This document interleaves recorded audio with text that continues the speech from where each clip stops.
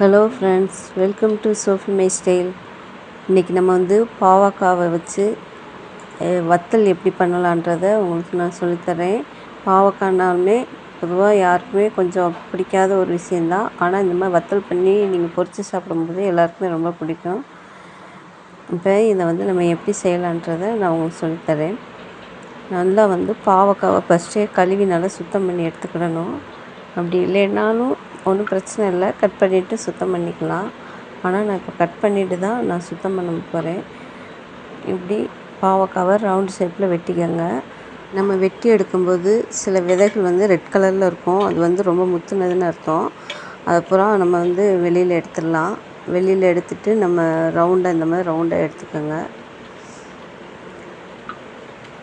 பொதுவாக அந்த விதையை நம்ம போட்டோம்னா பொரிக்கும்போது அது கல் மாதிரி இருக்கும், கடிப்படும், ஒரு மாதிரி சாப்பிட நல்லா இருக்காது. அதுக்காக தான் அந்த விதையை நம்ம வெளியில் எடுத்துடலாம்.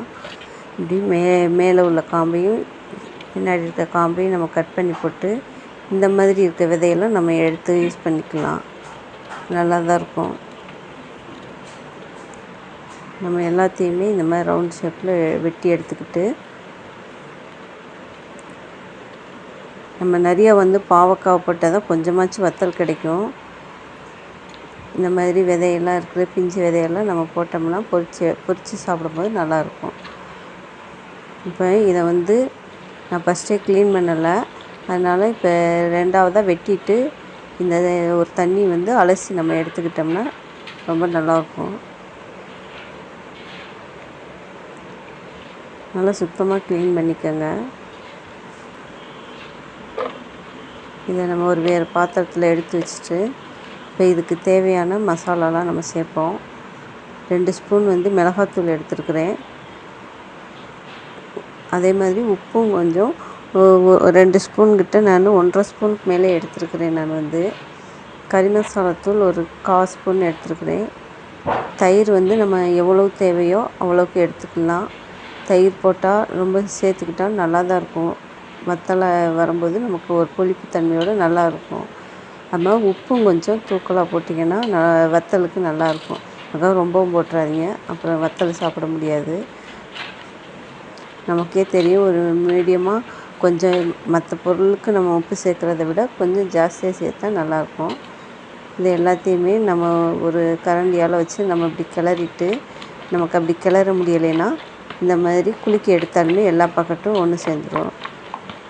நல்லா குலுக்கி எடுத்த பின்னாடி அப்புறம் நம்ம கடைசியாக நல்லா கையை போட்டு பிணைஞ்சி எடுத்துக்கலாம்.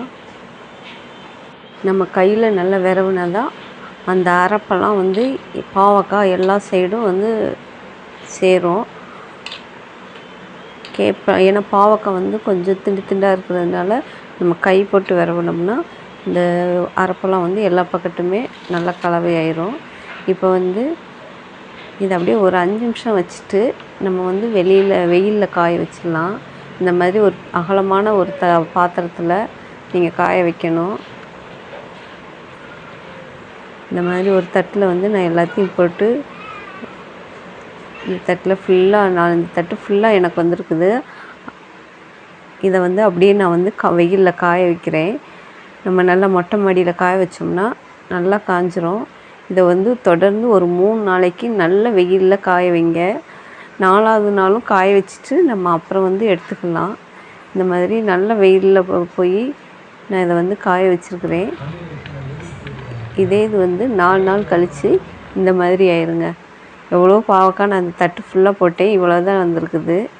அதனால் எப்படியும் நான் ஒரு 1.5 கிலோவுக்கு மேலேயே நான் போட்டிருப்பேன். ஆனால் இவ்வளவு தான் வந்திருக்குது.